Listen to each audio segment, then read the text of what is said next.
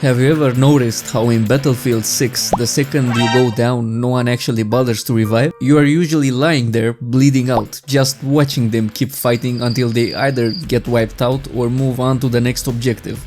Your teammates might not be as selfish as you think. Maybe something like this happened way too many times and they entirely gave up on the idea. The strange part is that Battlefield 6 actually has one of the coolest revive systems we've ever seen. Anyone in your squad can grab you, drag you to safety and bring you back into the fight. Everyone has been hyping this up and they're not wrong. It's slick, cinematic and it should have been a game changer. But nobody is actually using it. The one mechanic that's supposed to crank up teamwork is just there, gathering dust. Even support players are mainly using the defibrillator when they are actually reviving.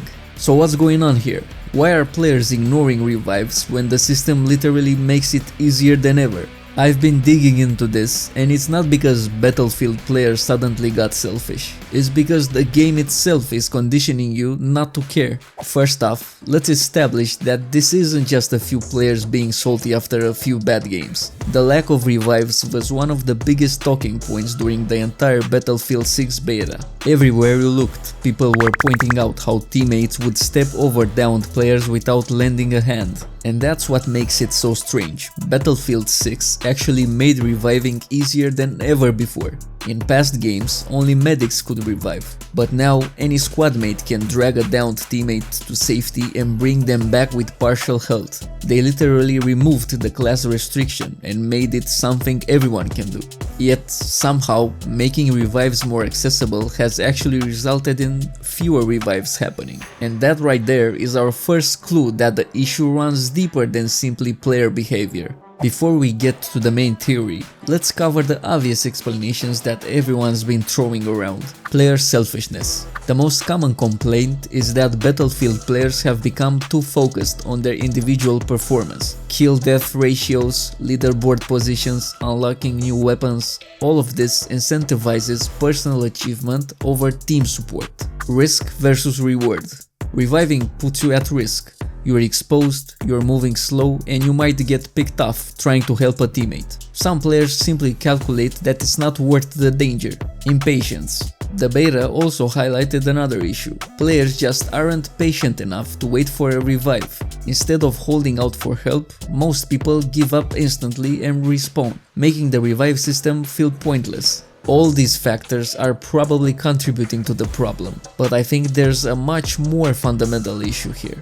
The real reason players aren't reviving in Battlefield 6 isn't because they're selfish or don't understand the mechanics. It's because the beta maps turned Battlefield into something it's not supposed to be, a chaotic deathmatch. It turns out the maps we got in the beta weren't a random choice. They were intentionally designed to be smaller, faster, and way more chaotic than what you'd expect from Battlefield. The idea was to show off a version of the game that could go toe-to-toe with other fast-paced shooters. Larger, more strategic maps exist in the full version of the game, but for the beta, the focus was all about non-stop action. Think about what this means. DICE deliberately selected the most chaotic, fast-paced maps for this. They wanted to show off Battlefield's ability to compete with faster shooters like Call of Duty, but in doing so, they accidentally created an environment where traditional Battlefield teamwork becomes nearly impossible. If you're enjoying the video so far, make sure to drop a like and hit subscribe. It really helps push the video through the algorithm and keeps the channel growing.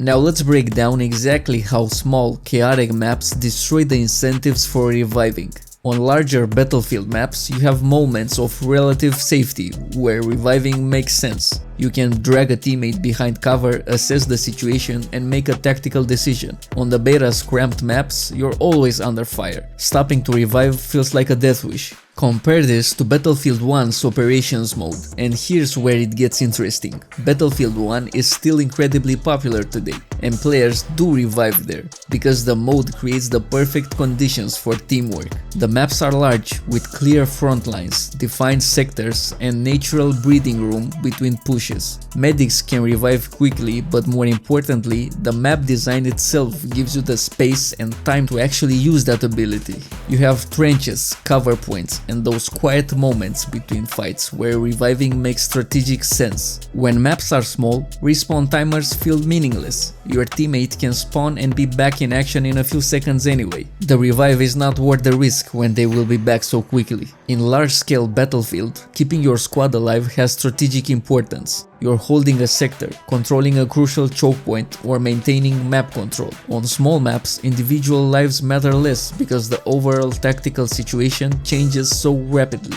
Small, fast-paced maps condition players to think like they're playing a Call of Duty style shooter. Your brain switches into run and gun mode instead of tactical teamwork mode. You start playing for kills instead of objectives. This explains why even players who normally revive in other Battlefield games were not doing it in the beta. The maps literally train them to play differently. The community feedback supports this theory. Players described the beta matches as feeling like death matches rather than authentic Battlefield experiences. The constant action and cramped spaces made strategic play feel pointless. Even the gaming press picked up on this. Article described Battlefield 6 as hitting too much too fast and lacking those tense, quiet moments between fights that defined classic Battlefield gameplay. The drag and revive system was designed for larger, more tactical encounters where you have time to assess situations and make strategic decisions. But the beta maps created an environment where that kind of tactical thinking was almost impossible. The good news is that the reviving problem might solve itself when Battlefield 6 launches with its full selection of maps. The real question is whether DICE learned from the community feedback. Will they balance their map selection to include both fast-paced and strategic options? Or will they double down on the chaotic approach because it generates more highlight reel moments for social media? Unfortunately, the second beta weekend added Empire State, which focused on verticality and lacked vehicles. And that left a lot of players disappointed because instead of giving us a taste of the classic Battlefield formula, it felt more like another chaotic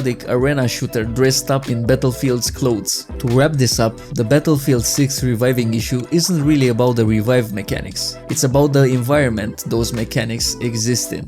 DICE created an incredible teamwork feature that then put it in maps that discourage teamwork. When Battlefield 6 launches in October with its full map selection, I'm betting we'll see a dramatic improvement in reviving behavior. Not because players suddenly become more altruistic, but because larger maps will create the space and time necessary for tactical thinking. But what do you think about this? How was your experience with revives during the beta? Share your thoughts in the comments below, and if this analysis helped you explain your beta frustrations, don't forget to like and subscribe. Thanks for watching and see you on the next one.